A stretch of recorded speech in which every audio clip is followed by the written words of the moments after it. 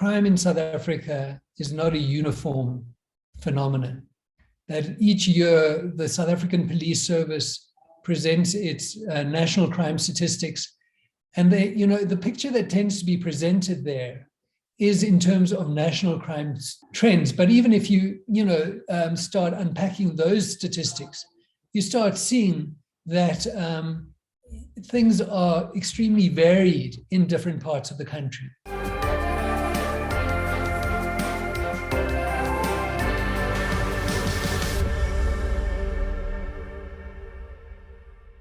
The South African Police Service is in disarray. Meanwhile, crime rates continue to go up. How do we solve this problem? Well, one solution is to decentralize policing.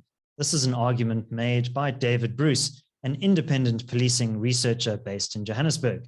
David Bruce, welcome to Solutions with David Ansara. Hi, David. Yeah, good to be here. So, David, could you give our audience just an understanding of the history of policing in South Africa from the transition to the present day?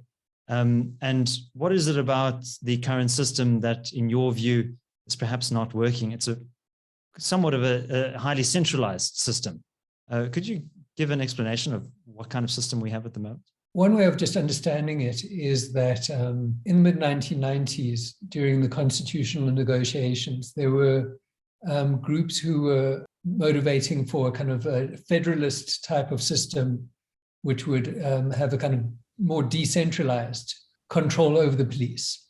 And there were other groups who were arguing for a much more centralized system of control over the police. And so the groups who wanted a centralized system of control included the African National Congress, which was the party during the multi-party talks, which was acknowledged to have the broadest base of support. And interestingly also, the one other important group who agreed with the ANC on this issue were what was then called the SAP, the South African Police, the apartheid era South African Police Force.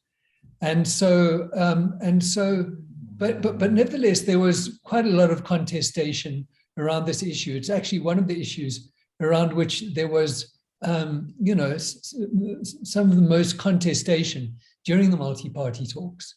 And so what we've got in the Constitution is what is in some respect a centralized system, but it's more accurate to call it a type of hybrid system, which is in some ways centralized, but also has some type of decentralized features. And so, the one thing that's most noteworthy in this regard is, for instance, Section 205(1) of the Constitution, which provides something along the lines of the National Police Service. And when we're talking about the National Police Service, we're talking about the SAPS. The National Police Service shall be controlled and managed at the national, provincial, and where appropriate, local level. So, so you've got a provision there, which in some ways gives, the go-ahead for, quite a lot of different levels of control of this single institution, the SAPS. All right, so that's the historical context. And so parties like the IFP, the Democratic Party, which is the predecessor to the DA, they were arguing for more of a federal structure. And, I think the system that we currently have has quite a lot of concentration. I mean, you did mention that it is a hybrid system. But do you think that the centralized aspects of that system are what are causing some of the capacity problems, some of the governance problems in the SAPS? Is it because there is this kind of command and control philosophy and it's just not really functioning very well? What do you make of that claim? Okay, the first thing is that, one of the fundamental distinctions here is between policing in a democratic society and policing in a more kind of autocratic society. So policing in one of the fundamental ideas around policing in a democratic society is this idea that, policing is concerned with providing safety to ordinary people, potentially to organizations such as businesses and others as well. But it's basically supposed to be responsive ordinary civilians. And so some people, take the view that policing in a democratic country must be decentralized. It must be localized. But you do have some democratic countries which do have fairly centralized policing systems. But then what you require is a level of management and control at the central level, which is highly sophisticated, which is able to take into account the variations between different parts of the country and so on, and respond to those variations. And so far in the development of policing in South Africa, we haven't been able to put in place a system of leadership of the police and governance of the police, which has that level of sophistication. So you might say there, so that the one, that there's potentially broadly two options. We could try and fix up our national governance and leadership system, to strengthen it quite fundamentally in order to try and ensure that it does govern the police much more effectively in order to ensure this type of responsive policing. But the other one is, option is that we should consider greater decentralization of control over the police in South Africa. Right. Well, David, you mentioned Section 205(1) of the Constitution that says the National Police Service must be structured to function in the national, provincial, and where appropriate, local spheres of government. So it does make explicit reference there to a national police service. But then in Section 206(4), which deals with political responsibility, it says a provincial executive is responsible for policing functions. And so I think what's quite interesting there is that there seems to be perhaps a bit of constitutional ambiguity about the roles of the different spheres of government, and a bit of a space there for provinces to be playing a much more active role. Do you think that at the provincial level, at the local level, the various administrations could be taking on more of these policing functions? I've got a mixed answer to that question because, you see, the one thing that I would like to, emphasize is that, working in the policing field, the idea that policing should be depoliticized is quite fundamental. There's, provisions in the Constitution that emphasize that, policing must be non-partisan politically. And as someone who works, in the policing field, I also try to adhere to that principle that I'm not working to advance a particular cause of any single political party. However, what you have in South Africa at the moment is that the contestation around this issue is contestation between essentially the Western Cape provincial government and the government of the city of Cape Town and the national government. And so it's taken on, this dimension of appearing to be a political power struggle. However, my understanding is that, essentially what you have what's going on at the moment is that the Western Cape provincial government and the government of the city of Cape Town are trying to take their responsibility to address issues of safety and their engagement with issues of policing much more seriously. And so, they're trying to move forward in addressing the safety and policing issues in their areas of jurisdiction. And this is, bringing them into conflict with the national government. And it's also then, raising this question of, would these governments be better able to address the safety issues in, for instance, the Western Cape or in Cape Town, if there was greater acceptance of the need for some greater devolution of control over policing to one or either of, to either the provincial or local level.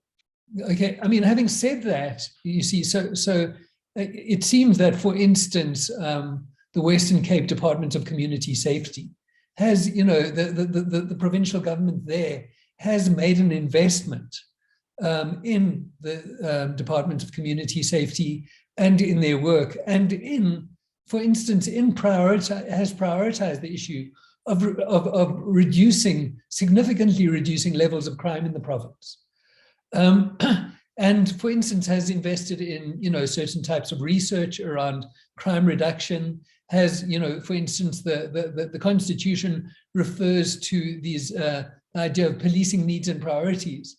And the Western Cape provincial government is the one province which has most, has strongly invested in these questions to do with trying to assess the policing needs and priorities of people in the Western Cape. So, having said that, what we know also is that governance, at the provincial and municipal level is highly uneven in South Africa.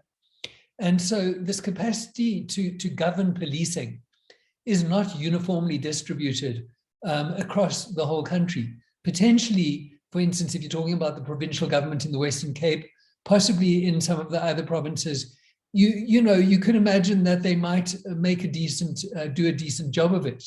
But, in many of the provinces, you would have reasonable grounds for, hesitating in so far as you might wish to consider allocating, for instance, policy-making powers in relation to policing to them. So I had Jordan Hill-Lewis, who is currently the mayor of Cape Town, on the podcast. He was in the midst of his campaign, and we discussed community safety in the city of Cape Town quite extensively. And, he was quite bold in saying that, the city's establishing a metals theft unit. I think that's in collaboration with the provincial government. Train safety is a big priority, and also anti-gang activity. And he noted that the SAPS had closed their anti-gang unit a few years ago. And, I raised this issue. I said, well, perhaps Becky Hele would be, not very happy about you encroaching on his authority. And, could he have the legal power to stop some of these units from being active in the city? And Jordan kind of said, well, I invite him to try. We're going ahead with this.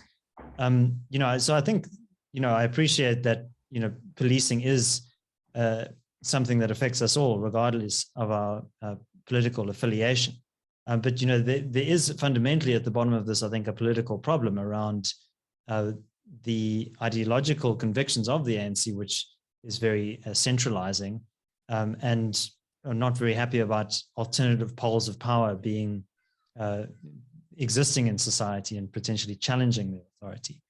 So, I mean, do you think that basically what is happening is that the SAPS is losing its capacity, and then, nature abhors a vacuum? There are other kind of actors, be they DA administrations or other community groups, who are going in to fill that void. Do you think that potentially this is just a force that has been unleashed and that can't really be stopped? I mean, I think it's an issue, I can't, obviously South Africa is a democratic country. As such, it's potentially dynamic. And my sense is that, firstly, I would say that we haven't had serious engagement around policing policy issues in South Africa by the national government. We haven't had a national minister of police who is engaged seriously with policy issues related to policing for something like the last 20 years.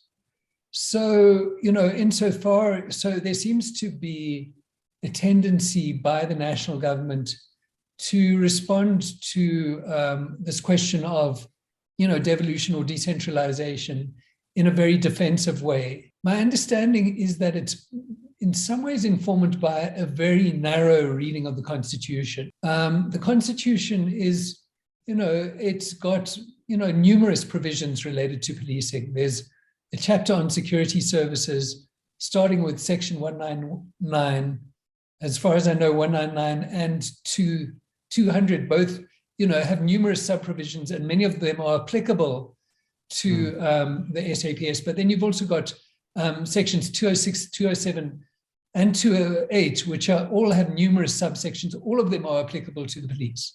So reading the Constitution is there are intricacies involved, and many South Africans remember that about 15 years ago this issue came up of the investigation of the being carried out by the unit known as the Scorpions.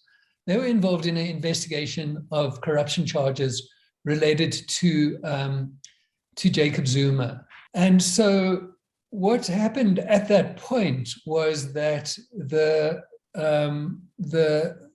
elements within the governing party and the ruling party's allies in other formations such as the trade union movement and so on, what they did was that they latched onto a single phrase in section 1991 of the Constitution, a phrase referring to a single police service. And in many ways, that phrase, section 1991, that phrase within section 1991 has determined and shaped our readings of the Constitution for the 15 years since then. So you'll still find the national minister referring to the single police service and so on. You'll still find policy documents or annual reports of components of government which seem to be use this idea that of a single police service as their point of departure, when actually in order to read the Constitution properly, one needs to read 199, 200, 206, 207, 208, and that's your framework for understanding the policing issues. And there's actually much more flexibility than has been acknowledged within the Constitution. The one thing is that if you, for instance, read 206, it provides a lot of scope for national legislation to make adjustments to how policing in South Africa is governed. The Constitution is obviously a sacred founding document of our democracy. It's very important. You don't want to tinker with it. I think there have been a number of amendments, but those have been fairly administrative. There was this big debate around amending Section 25 regarding property rights clause and expropriation without compensation. But if we were to advocate for a much more devolved policing system in South Africa, could we do that within the existing constitutional framework? Because as I interpret your comments, you're saying that there is space for different kinds of interpretations there. How would we go about actually introducing much more devolution into the system without the need to change the Constitution? So the Constitution does allow for a level of flexibility as to in relation to the governance and the leadership of the SAPS. So, for instance, particularly 206(4) refers to and various other provisions of the Constitution allow for the possibility that the powers of and the governance and management of the SAPS can be strongly shaped by national legislation, and the role of national legislation in defining how the SAPS is governed and led is paramount. In addition, you've got section 2051, which also seems to give the nod to some level of devolution to the local government level. And so I would hesitate in conferring any kind of policing powers to municipal government generally. But I think what we could look at is some kind of situation where, on the one hand, we've got some level of devolution to provincial governments, providing them with some kind of policy-making authority. And similarly, we could have a situation where we've got, at least in metropolitan areas, you could think of it as a kind of metropolitan policing authority, where there's some kind of consolidated governance over policing within the metropolitan areas. And that would help to ensure that there's greater integrated control over and direction being provided to the SAPS and the municipal police services in metropolitan areas where you do have, these metro police services. Okay, so like the Joburg Metro, for example, wouldn't just be limited to issuing traffic fines and so on. They would actually have much more proactive powers, but they would still be independently governed, but they would have some kind of reporting role to national. Is that a good example? Well, you see, I mean, the one anomaly in the current kind of policing situation in South Africa is that you've got this national police service, which has jurisdiction throughout the entire country. On the other hand, you've got provisions which are endorsed by the Constitution, which allow for the creation of municipal police services. And we've got in 6 of the metropolitan areas, we've got those, municipal police services, which are, generally referred to as metropolitan police services. So what you've got is essentially a kind of duplicate policing system, because the metro police services also have authorization to engage in crime prevention. And so rather than having a kind of consolidated system on the other hand, what's also worth noting is that there's no, within, for instance, a place like Johannesburg or Cape Town, there's no consolidated metropolitan level governance over the SAPS. So on the one hand, you've got the SAPS being governed within, for instance, Johannesburg or Cape Town by the provincial commissioner. On the other hand, you've got this policing service, the Metropolitan Police Service, which falls under the metropolitan government.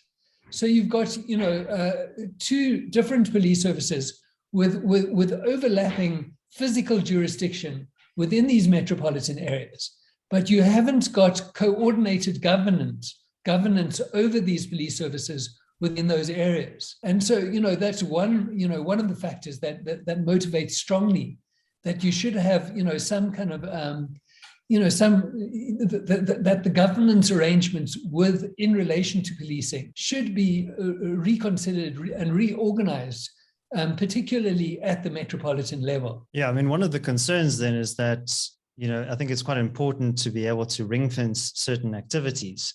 And what you don't want is some of the corruption, the bad governance that is affecting the SAPS to then bleed over into these other authorities. So how do you prevent that from happening? Yeah, well, it's a major issue facing South Africa, and there's various possibilities. I mean, obviously, a lot of it depends on the type of leadership you have of the institutions that are responsible for addressing corruption. And so, the one thing that is quite pivotal in this whole issue, irrespective of whether one adopts a more decentralized approach or not, are questions to do with the appointment of the national leadership of the SAPS. Ideally, you would want to have a selection and appointment system which serves to ensure that you've got a much greater level of integrity within the senior leadership of the SAPS. If you were looking at decentralization of governance and management of the SAPS, one thing that you could consider is, nevertheless, one thing that you would have to look at is what functions and responsibilities would be retained at a national level. You might consider, for instance, that that the training function would be something that continues to be managed and controlled at the national level. And one thing that you could look at then is having a national anti-corruption unit, which would then, be able to, so if you do have a, provincial, a much more decentralized policing system within the provinces or within the metropolitan areas, nevertheless, it wouldn't be a free for all as to if and in those provinces and the national police, this national anti-corruption unit would be able to kind of step in and and exercise scrutiny over the conduct of police members in the provinces. But it's an issue around which one would have to clarify quite a number of questions, because, for instance, we also currently have the Independent Police Investigative Directorate, which doesn't really have a strongly developed anti-corruption investigative capacity, but it does have a mandate for investigating corruption. So, David, in July last year, we saw the Natal riots, which were absolutely devastating, and the National Police were really caught flat-footed. Their response was very delayed and quite ineffectual. And we saw the emergence of these community groups that were privately armed individuals who came together to protect neighborhoods and businesses and properties. Obviously, there was a very chaotic time, and you can understand why those people did what they did. Do you think that there is the possibility for much more granular local level policing? So not even just at the provincial or municipal level, but working with community safety groups and using those resources and spreading that power out and down.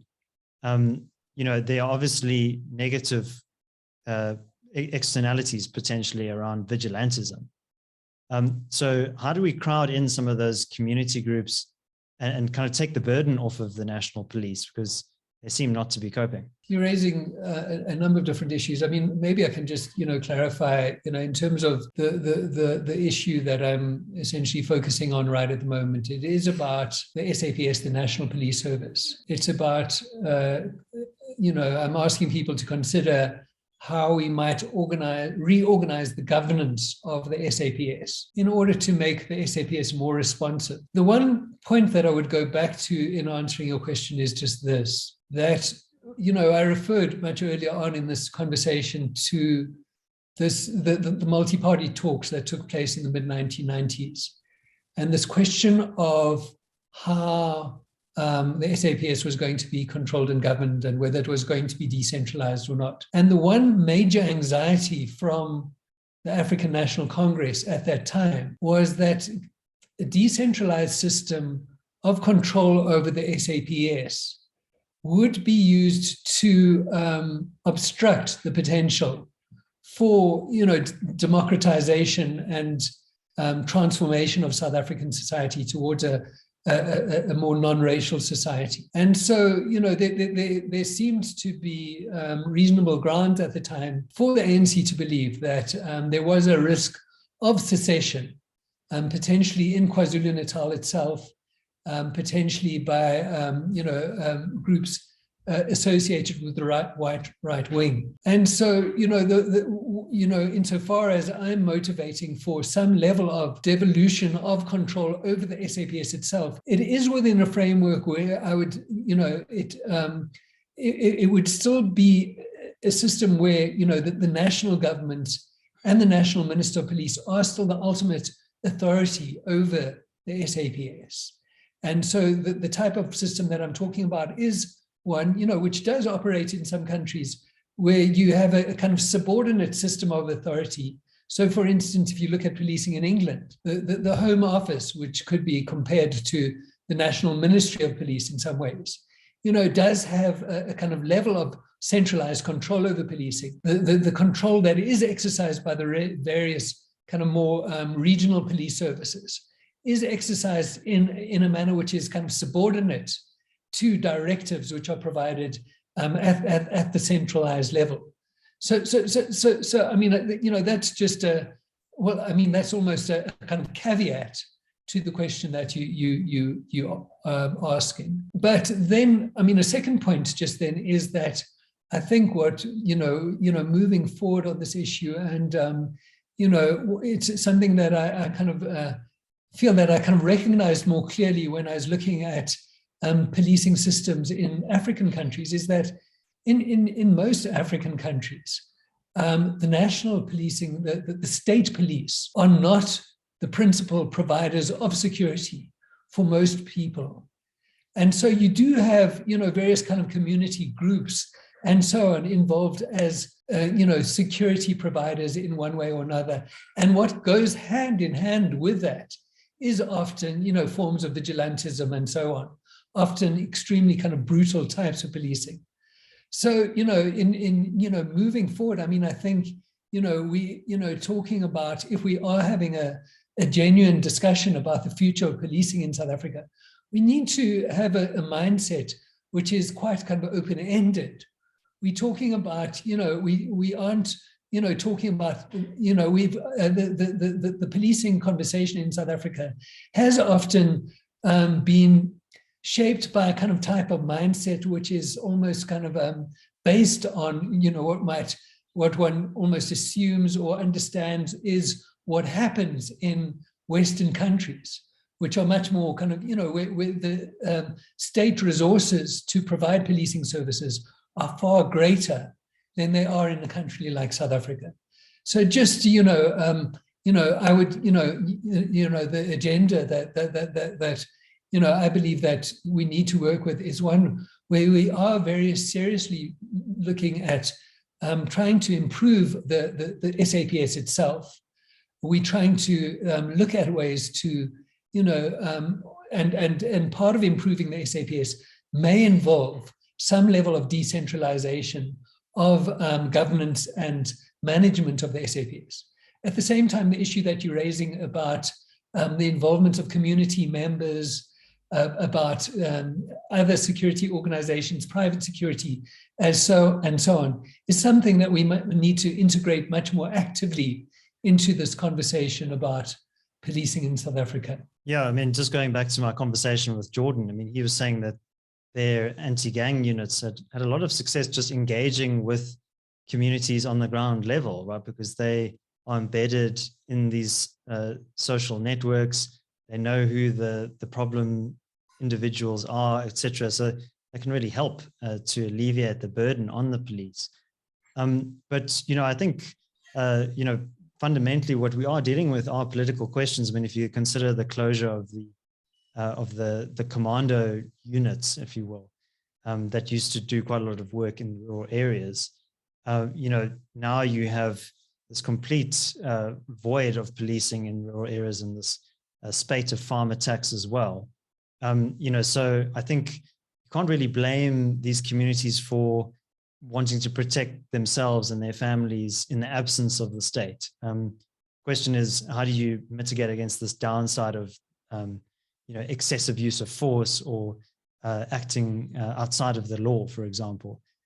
So I think really, I mean, this is a political question of, how do we manage to change our legislative framework that requires a new majority in Parliament as well, and an alignment of interests around this particular issue. I mean, the one thing that I would say is just that on this issue of decentralization, I mean, one can see why the issue has come to be understood as one relating to almost like a kind of power struggle between, the ANC and the national government and the Democratic Alliance in the Western Cape and in Cape Town.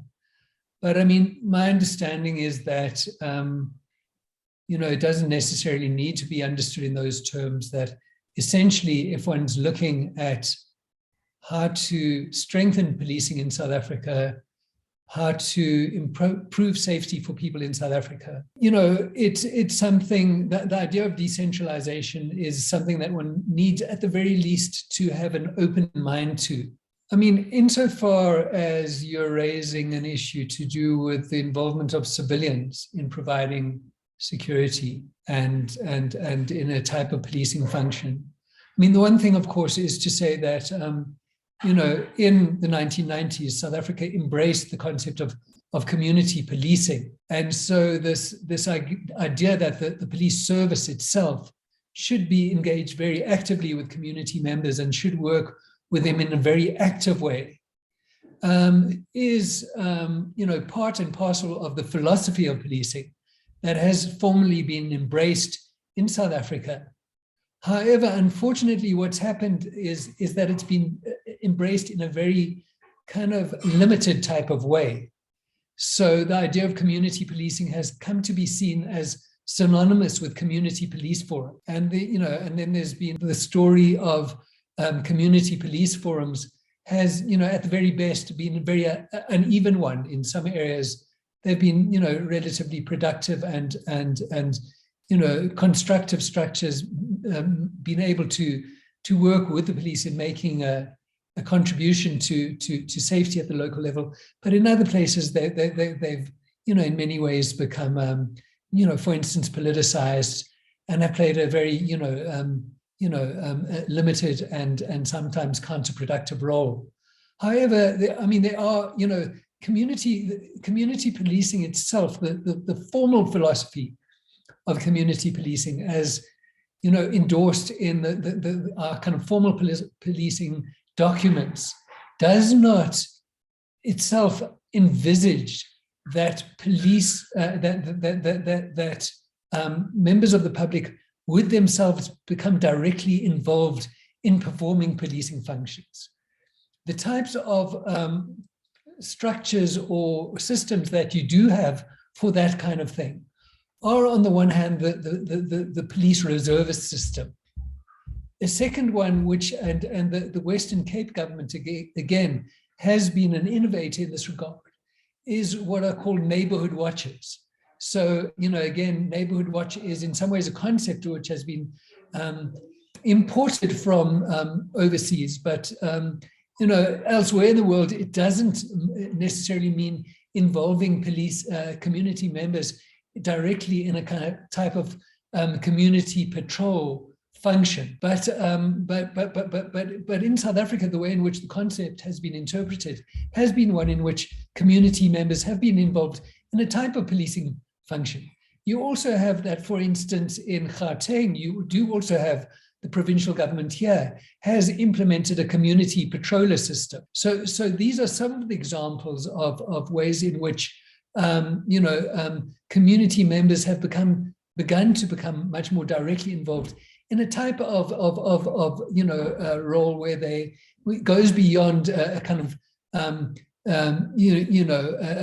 serving as intermediaries between police and communities, but has involved them in becoming much more directly involved in forms of policing. Right. So, David, underpinning our conversation today has been this assumption that decentralization is beneficial and a good thing, and it's certainly a theme of this podcast. We think bottom up is much better than top down. So, what, in your view, is the benefit of decentralization? We've spoken a lot about policing, but more broadly, what are the advantages of spreading power out and down?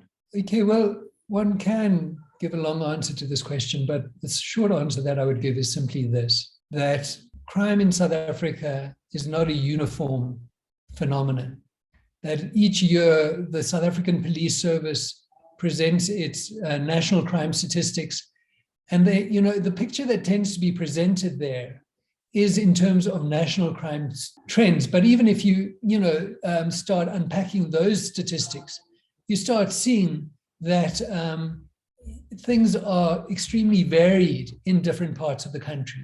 And so in order, what goes hand in glove with government in a democratic society is the idea that the policing system needs to be responsive to the safety needs of different people in different parts of the country. And so what seems to be, is something which at the very least needs to be considered much more seriously, is that in order for us to develop a policing system which is more responsive to the kind of range of safety needs which people have in different parts of South Africa, we need to have a much more decentralized system of governance and management of our policing system. David Bruce, thank you very much for sharing your solutions with us. Great, it's a pleasure. Thank you. If you enjoyed this content and you're watching on YouTube, please do give this video a like and subscribe to the channel. Also, if you are listening on your preferred podcast platform, please do subscribe there as well and leave a review. My name is David Ansara. This is the Solutions Podcast. Until next week, take care.